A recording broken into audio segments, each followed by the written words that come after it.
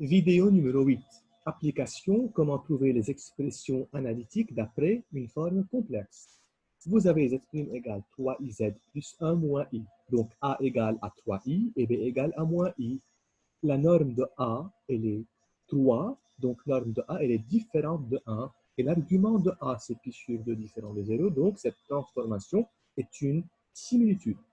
Donc, A égale à 3i, nombre complexe. Donc, module de A, c'est 3, norme de A c'est 3, et argument de A, c'est pi sur 2 modulo de pi, avec B égale 1 moins i.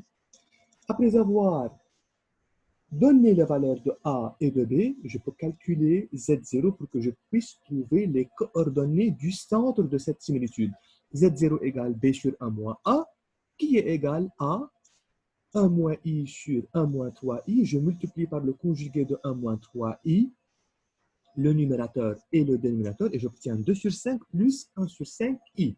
Donc, grand T est une similitude de centre W de coordonnées 2 sur 5, 1 sur 5, de rapport K qui est égal à la norme de A, donc 3, et d'angle alpha qui est égal à argument de A qui est pi sur 2. Donc, c'est une similitude de centre de coordonnées 2 cinquièmes, 1 cinquième, de rapport 3 et d'angle pi sur 2. Expression analytique de cette expression, de cette forme complexe que j'ai, qui est z' égale 3iz plus 1 moins i. Donc, je suppose que z' égale x' plus y', tel que x' et y' sont les coordonnées du point M', image du point M, dont les coordonnées sont x et y. Et j'écris alors x' plus y' égale à 3i facteur x plus y plus 1 moins i. Bon. Et puis après, j'écris x' plus y' égale moins 3y plus 1 plus i facteur 3x moins 1. Donc, je suis en train d'écrire sur la forme a plus ib dans les deux mots pour que je puisse faire une identification. Et par identification, x' sera égal à moins 3y plus 1 et y' égale à 3x moins 1. Maintenant, je veux trouver l'image de la droite D dont l'équation est x plus y moins 1 égale à 0 par cette similitude qui transforme, par cette similitude. Bon, x' égale moins 3y plus 1, je viens de l'écrire, donc j'exprime y en fonction de x' et j'écris y égale 1 moins x' sur 3. J'ai que y' égale 3x moins 1, donc x égale y' plus 1 sur 3. Alors, l'équation de la droite est x plus y moins 1 égale à 0. Je remplace x par sa nouvelle expression, y par son expression, et j'écris alors y' plus 1 sur 3 plus 1 moins x' sur 3 moins 3 sur 3 égale à 0. Donc, x' moins y' plus 1 égale à 0. Alors, x' moins y' plus 1 égale à 0, c'est en fait, c'est la forme d'une équation cartésienne. Donc, ce qui fait que l'image de la droite D est une droite D' dont l'équation est x moins y plus 1 égale à 0. Donc, l'équation réduite de cette droite D' est y égale x plus 1. Donc, j'ai trouvé d'après la forme ou d'après l'expression analytique, et l'expression analytique a été trouvée d'après la forme complexe. Maintenant, géométriquement, si je veux trouver l'image de la droite D par cette similitude de centre oméga de rapport K égale à 3 et d'angle pi sur 2, qu'est-ce que je fais? Tout d'abord, je trace la droite D dont l'équation est x plus y moins 1 égale à 0. Voilà, elle coupe l'axe des abscisses en un point dont l'abscisse est 1, l'axe des ordonnées en un point dont l'ordonnée est 1. Ça, c'est l'équation de la droite D. Je mets le centre dont les coordonnées sont 2 cinquièmes et 1 cinquième. Et puis après, qu'est-ce que je peux faire? Je dois prendre un point M sur la droite D pour que je puisse trouver son image qui est le point M' sur la droite D'. Donc, je prends le projeté orthogonal du centre sur la droite D pour prendre un point particulier. Donc, je fais le projeté orthogonal de W sur la droite D qui est le point M. Donc, j'ai maintenant oméga M. Puisque la similitude est une composée d'une homothétie et d'une rotation, qu'est-ce que je fais? je construis le point M1 tel que le vecteur oméga M1 égale à 3 fois le vecteur oméga M. Et pourquoi 3? Parce que le rapport de ma similitude est K égale à 3. Donc, je construis M1 tel que oméga M1 égale 3 fois oméga M. Voilà. J'ai maintenant M1. Donc, j'ai fait une homothétie. Je passe de l'homothétie maintenant à la rotation. Donc, qu'est-ce que je fais? Je trace oméga M1 et je veux faire un angle formé par oméga M1 et oméga M', M' que je n'ai pas encore construit, faisant un angle de pi sur 2 parce que l'angle de cette similitude est de pi sur 2. Donc, je prends oméga M1 et oméga M1. De oméga M1, je fais un angle de pi sur 2, sachant que oméga M1 doit être égal à oméga M'. Parce que là, je reprends, je suis en train de faire une homothétie et maintenant une rotation. Et dans une rotation, les longueurs sont conservées. Donc, oméga M1 égale oméga M', et l'angle formé par oméga M1 et oméga M' est un angle de pi sur 2. Voilà, j'ai trouvé maintenant le point M'. Je sais bien que le point M est sur la droite D, donc le point M' doit être sur la droite D', qui est image de la droite D. Mais comment tracer cette droite? Parce que j'ai un seul point. Je vous rappelle que la rotation est une isométrie, donc elle conserve l'orthogonalité. L'isométrie conserve l'orthogonalité. Donc, si oméga M est perpendiculaire à D, donc oméga M' doit être perpendiculaire à D', image de D. Donc, qu'est-ce que je fais? Après avoir tracé oméga M', je trace une droite qui est perpendiculaire à oméga M' et passant par M'. Et ça, c'est la droite qui est en rouge, la droite D', qui est en fait l'image de la droite D, dont l'équation est x plus y moins 1 égale à 0. Ça, c'est la solution géométrique, l'image géométrique de la droite D', image de la droite D, par cette similitude. Théorème fondamental sur deux points, les deux points qui sont M' et N'. Soit une transformation plane qui est donnée par M', image du point M, par une transformation notre T grand T, et N', un deuxième point, c'est pour cela que je l'appelle théorème sur deux points, N', image du point M par la transformation grand T. Donc, si cette transformation est une translation de vecteur V, d'accord, je peux dire que le vecteur M' égale au vecteur V, d'après l'écriture M' égale T de M, et N' égale T de N, donc N' égale au vecteur V. Donc, le vecteur M' égale à vecteur V, le vecteur N' égale au vecteur V, donc le vecteur M' égale au vecteur N'. Donc, alors, regardez ce qui est écrit avec le crayon mine. Donc, M', N' est un parallélogramme. Et vu que c'est un parallélogramme, donc je peux dire tout simplement que le vecteur Mn égale au vecteur M', quels que soient les points M et N. Donc, dorénavant, lorsque j'ai M' image de M, N' image de N, suivant une transformation plane, je peux directement écrire que le vecteur M', N' égale au vecteur Mn s'il s'agit d'une translation.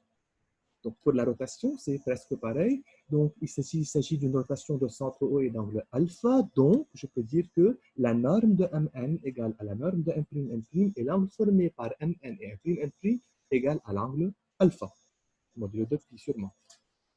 Pour l'homothétie, si T égale une transformation d'homothétie de centre O et de rapport K, donc je peux dire, d'après le théorème fondamental sur deux points, que le vecteur N', égale à K fois le vecteur Mn. Et la condition fondamentale, c'est que K doit être un réel non nul et différent de 1. Donc, on va faire la démonstration dans les chapitres suivants, mais je peux vous dire tout simplement que c'est une démonstration qui est simple. Donc, le fait que M' égale H de M, donc vecteur OM' égale à K fois le vecteur OM. De même, ON' égale à K fois le vecteur ON. Si je soustrais ON' moins OM', j'aurai K fois le vecteur ON moins K fois le vecteur OM. Donc, ON' moins OM' égale K facteur ON moins OM. Donc, le vecteur M', N' égale à K fois le vecteur MN. Donc, ce n'est pas grave, on va faire la démonstration dans une séance prochaine. De même pour la similitude, lorsque j'ai M' égale S de M et M' égale S de M, donc je peux dire que M' en tant que longueur égale à K fois la longueur Mn, et l'angle formé par les vecteurs Mn et M' égale à alpha modulo de P. Image d'une droite par translation. Si D' est l'image de la droite D par la translation de vecteur D, donc je peux dire que les droites D et D' sont parallèles parce que dans tous les cas, le vecteur Mn, regardez la figure, est égal au vecteur N'. Donc, les droites D et D' sont toujours parallèles lorsqu'il s'agit d'une translation. Réciproquement, si deux droites sont parallèles, elles peuvent être échangées par plusieurs, par une infinité de translations. Et là, je vous ai donné trois translations possibles des vecteurs qui sont en rouge, avec un cryomine, et avec et la translation qui est juste en bleu, avec le vecteur qui est en bleu. Par rotation, image d'une droite par rotation. Si D' est l'image d'une droite D par la rotation de centre O et d'angle alpha, donc l'angle formé par les droites D et D', donc la droite D et son image D', est aussi un angle alpha. Comment? Vous avez un point O qui est le centre de cette rotation et la droite D. Donc, je dois trouver l'image de la droite D par la rotation de centre O et d'angle alpha. Qu'est-ce que je fais? Je fais le projeté orthogonal du point O sur la droite D, qui est le point H. Donc, H est maintenant sur la droite D, donc l'image de H est sur la droite D'. Bon, qu'est-ce que je fais? Puisqu'il s'agit d'une rotation, je construis le point H' tel que OH égale OH', et l'angle formé par OH et OH' est l'angle alpha. Supposons que alpha égale à 30 degrés. Donc, je fais entre OH et OH' un angle de 30 degrés avec norme de OH ou la longueur de OH égale à la longueur de OH'. Voilà. Maintenant, puisque la rotation conserve l'orthogonalité, puisque OH perpendiculaire à la droite D, donc OH' doit être perpendiculaire à la droite D'. Donc, je trace la droite D' qui est perpendiculaire à OH' passant par H'. Et voilà, l'angle formé par D et D', c'est l'angle alpha qui est égal à l'angle formé par OH et OH'. Il suffit de faire une petite démonstration géométrique parce que dans le quadrilatère inscriptible que j'ai, les angles opposés sont supplémentaires alors que l'angle formé par D et D', qui est alpha, et l'angle qui est adjacent sont deux angles qui sont aussi supplémentaires. C'est pour cela que je peux faire une petite démonstration pour dire que l'angle HOH' égale à l'angle formé par la droite D et D', l'angle qui est à l'extérieur du cercle. Réciproquement, si l'angle formé par la droite D et la droite D', qui est son image, est égal à l'angle alpha, donc si je prends une droite D, une droite D', tel que l'angle formé par D et D' est un angle alpha, donc il existe une infinité de rotations que je note par RI, de centre OI, donc il y a plusieurs centres pour cette rotation, et d'angle alpha, l'angle est toujours alpha, tel que cette rotation, pardon, l'image de la droite D par cette rotation, c'est la droite D'. Alors là, notez bien que, puisque dans tous les cas, OH égale OH', donc le point OI appartient à l'une des bisectrices formées par par les droites D et D'. Donc, en fait, il y a quatre cas possibles, parce que si je trace la droite D et la droite D', donc O peut prendre plusieurs positions possibles. Là, je peux parler de quatre bisectrices différentes. Je ne sais pas si vous êtes capable de les voir. Bon, alors OI, au indice I, doit appartenir à l'une des bisectrices des droites de l'angle formé par les droites D et D'. Par homothétie, D' égale H de D. Donc, D' est l'image de la droite D par une homothétie de centre O et de rapport K. Par homothétie, les droites sont toujours parallèles parce que, comme je suis en train de le voir, le vecteur N', égale à 4 fois le vecteur Mn. Donc, la droite D, elle est toujours parallèle à la droite D', puisque M et N appartiennent à la droite D et N', doivent appartenir à la droite D'. M', les vecteurs M', N' et Mn sont collinéaires, donc les droites D et D' sont nécessairement parallèles. Réciproquement, deux droites sont parallèles. Si deux droites sont parallèles, elles s'échangent par une infinité d'homothéties. Donc, le centre peut être à l'intérieur des deux droites qui sont parallèles ou à l'extérieur. Donc, comment faire? Je prends un point N, un point N', un point N et un point N'. Je prolonge N', et N'. Là où il se coupe N', et N' sera le centre de mon homothétie. Ce centre peut être à l'intérieur ou à l'extérieur. Et là, il y a une infinité de centres qui peuvent être soit à l'intérieur des deux droites, soit à l'extérieur. Par similitude, D' est l'image de la droite D. Donc, l'angle formé par D et D' est l'angle alpha. Exemple, j'ai une similitude de centre O de rapport 2 et d'angle 30 degrés. J'ai le point O et j'ai la droite D. Qu'est-ce que je fais? Je fais le projeté orthogonal de O sur D qui est le point H. Donc OH est perpendiculaire à D. Donc, je construis le point H1 tel que le vecteur OH1 est égal à 2 fois le vecteur OH parce que le rapport est 2. Puisque OH est perpendiculaire à D, donc OH1 est perpendiculaire à D1. Donc, je trace D1. Et là, je dois prendre en considération que c'est évident parce que les droites D et D1 doivent être parallèles parce que là, je suis en train de faire une homothétie suivie d'une rotation. Parce que c'est ça la similitude.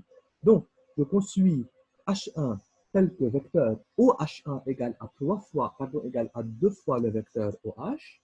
Et puis après, soit je prends une droite D1 qui est parallèle à D, soit je dis que, puisque OH perpendiculaire à D, donc OH1 perpendiculaire à D1, les deux réflexions sont parallèles. Bon, et maintenant, après avoir construit H1, je dois construire H' en tenant compte que OH1 égale OH', parce que là, je suis en train de faire une rotation, OH1 égale OH', et l'angle formé par OH1 et OH' est un angle de 30 degrés. Donc, je fais un angle de 30 degrés partant du vecteur OH1, et je trace OH'. Après avoir tracé le point H', qu'est-ce que je fais? Je trace la droite D' passant par H'.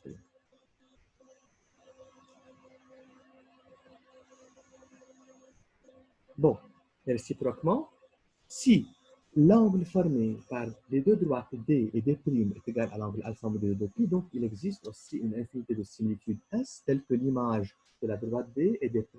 Donc cette similitude a pour centre O indice I, donc il y a une infinité de centres, il y a une infinité de rapports KI, mais alpha est toujours une constante.